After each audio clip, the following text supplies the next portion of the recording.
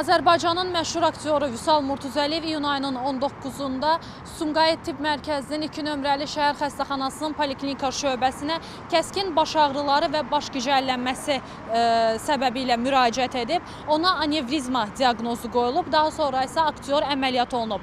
Və bugün Bakı Diaqnostika Mərkəzindən aktyor evə buraxılacaq.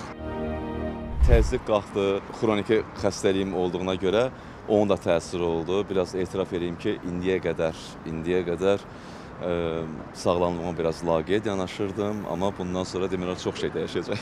Həkimin tövsiyəsinə görə bir ay istirahətə ehtiyacım var. Sumqayıtda açığı, yəni səbəbləri mən belə deyək də böyrəyimdə axtarırdım.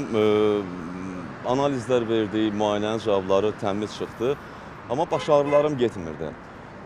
KT elədik və ondan sonra belə deyək, bilindi ki, artıq başımda biraz qansızma var. Dilarə xanım heç də bacım, canım, mənim üstümdə ən çox əziyyəti olan, üstümdə necə deyərlər, əsən, belə deyək, mənim bugün ayaq üstə olmağımın səbəbkarı bacımdır. Allah canını sağ eləsin.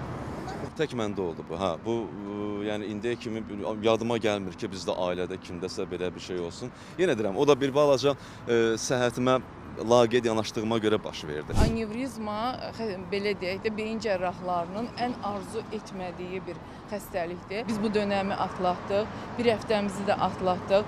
Bundan sonra hamısı bir yerdə 21 günümüz də var. Çox diqqətli olmalıyıq, təzyiqi ciddi şəkildə nəzarətdə saxlamalıyıq. Mən evdəydim. Vüsalın həyat yoldaşı zəng elədi, məlumatı verdi. Onda Sumqayıtdaydı. Getdik ki, Vüsal reanimasiyada və belə deyək, artıq sonraki addımlar atıldı. Məqam qalmışdı, çox təhlükəli idi və siz inanın ki, mən Vüsalın əməliyyatını qol çəkərək hər şeyi bilə-bilə başqa yolumuz yox idi. Ağa kişi Yəhyəyeva ömrümün sonuna qədər təşəkkürümü bildirirəm. Biz bunu çox şükür ki atlatdıq. Sizin dualarınız, dəstəyiniz çox kömək oldu. Heç də ucuz əməliyyat deyil, kifayət qədər məbləğ tələb eləyən bir əməliyyatdır.